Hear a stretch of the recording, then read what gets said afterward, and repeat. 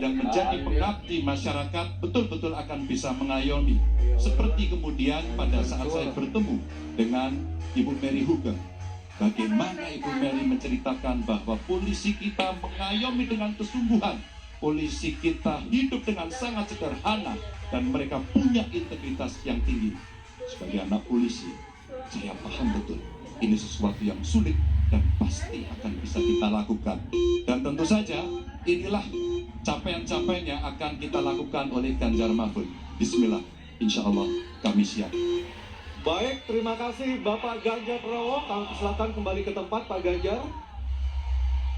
Kami persilakan kepada Bapak Anies Rashid Baswedan untuk menuju podium menyampaikan visi, misi, dan program kerja dengan waktu 4 menit.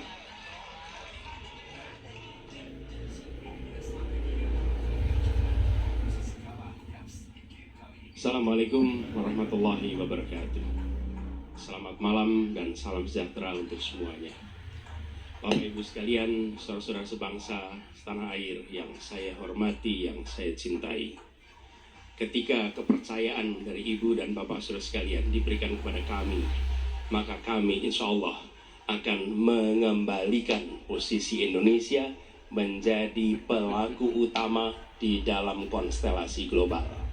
Indonesia tidak hadir sebagai penonton, tapi Indonesia hadir sebagai penentu arah perdamaian, kemakmuran bagi seluruh bangsa di level global maupun di level regional. Kami merencanakan bagaimana kekuatan Indonesia, kekuatan kebudayaan, kekuatan kesenian, kekuatan ekonomi ikut mewarnai kancah dunia. Kita ingin film kita, seniman kita, kuliner kita, diplomati kita, para diaspora kita menjadi fenomena dunia, hadir mewarnai kancah internasional. Kita menginginkan dengan cara seperti itu, maka apa yang kita kerjakan di level dunia membuat Indonesia bisa menjadi tuan rumah di negeri sendiri, sekaligus tamu mempesona di negeri orang.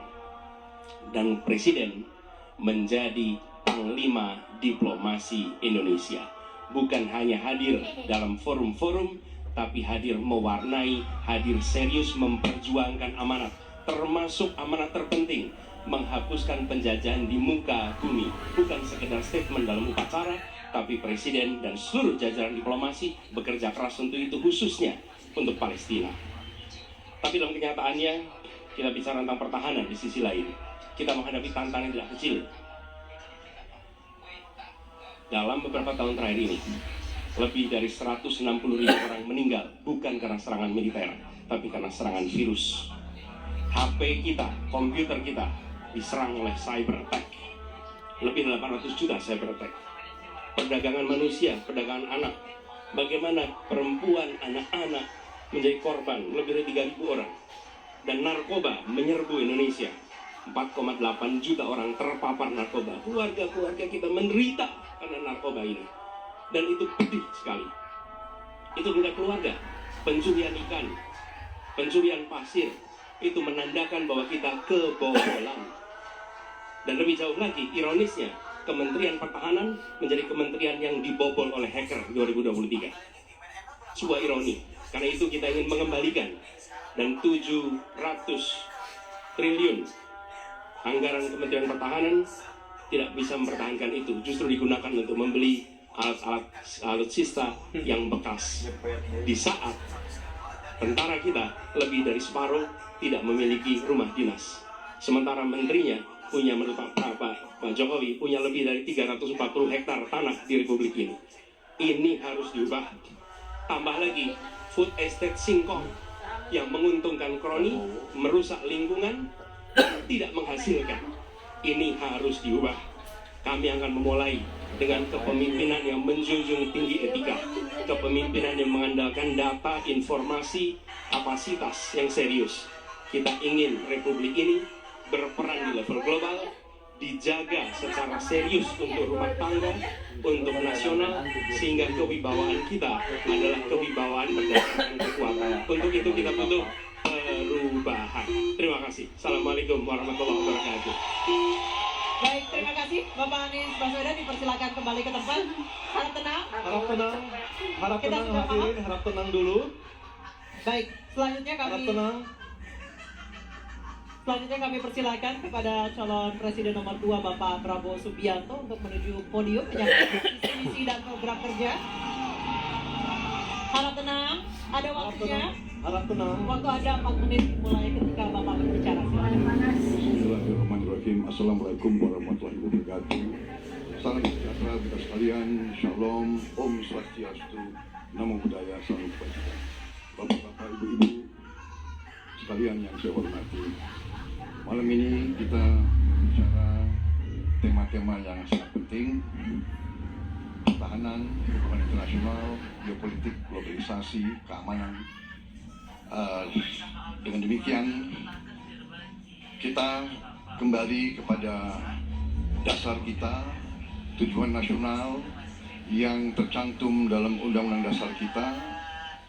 Dalam pembukaan Undang Dasar 1945 tercantum sangat tegas bahwa tujuan nasional kita yang pertama adalah melindungi segenap bangsa Indonesia dan seluruh tumpah darah Indonesia. Jadi, fungsi dari negara yang pertama adalah melindungi, berarti pertahanan. Saudara-saudara, kita memahami negara kita sangat besar, sangat kaya, ratusan tahun negara-negara dari jauh dari Nusantara ini untuk intervensi, untuk mengganggu, untuk adu domba, dan untuk mencuri kekayaan kita.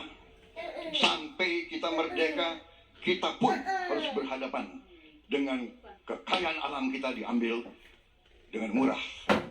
Karena itu, untuk kita menjadi negara makmur, untuk kita menjadi negara sejahtera, untuk rakyat kita hidup layak, punya pekerjaan layak, kita harus menjaga kekayaan kita. Kita harus menjaga, dan habis itu kita harus mengelola kekayaan kita. Saudara-saudara sekalian, politik luar negeri kita secara tradisi sejak awal kita merdeka adalah bebas aktif, adalah non-blok, tidak memihak, tidak ikut blok-blok, tidak ikut fakta. Ini akan saya teruskan dengan hubungan baik dengan semua kekuatan, kita bisa mengamankan kepentingan nasional kita. Saudara-saudara sekalian, 1000 kawan terlalu sedikit, 1 lawan terlalu banyak. Kita akan menjalankan politik tetangga baik.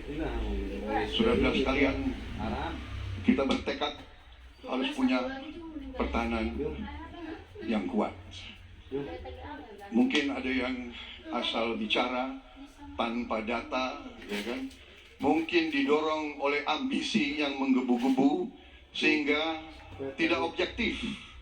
Saudara-saudara sekalian, saya sebagai Menteri Pertahanan berpegang kepada doktrin, kepada strategi nasional, dan semuanya adalah atas dasar kepentingan bangsa dan rakyat Indonesia, dan saya mampu mempertanggungjawabkan, dan saya berkeyakinan hanya dengan pertahanan yang kuat kita akan dihormati, kita akan menjaga kepentingan nasional kita. Kalau kita buka buku ilmu pengetahuan yang paling dasar, kekuatan nasional harus ada kekuatan militer. Tanpa kekuatan militer, sejarah peradaban manusia mengajarkan bahwa bangsa itu akan dilindas seperti di Gaza sekarang ini. Akan diambil kekayaannya, akan diusir dari tanah airnya. Tidak bisa tidak, kita harus kuat. Kita harus kuat. Terima kasih. Wassalamualaikum warahmatullahi wabarakatuh. Waalaikumsalam warahmatullahi wabarakatuh. Kami silakan kembali. Prabowo, kita berikan apresiasi yang paling meriah untuk para calon presiden pemilu tahun Sekarang diperbolehkan, silakan. Kami perbolehkan, silakan berikan apresiasi yang paling meriah. Oke. Aryo, tadi kita sudah dengarkan seperti Ya. apa visi misi dan program kerja dari para calon presiden. Nah, setelah jeda, Cukup? oke, cukup. Mohon tenang. Mohon Cukup. tenang. Baik, kita akan jeda terlebih dahulu setelah tadi kita dengarkan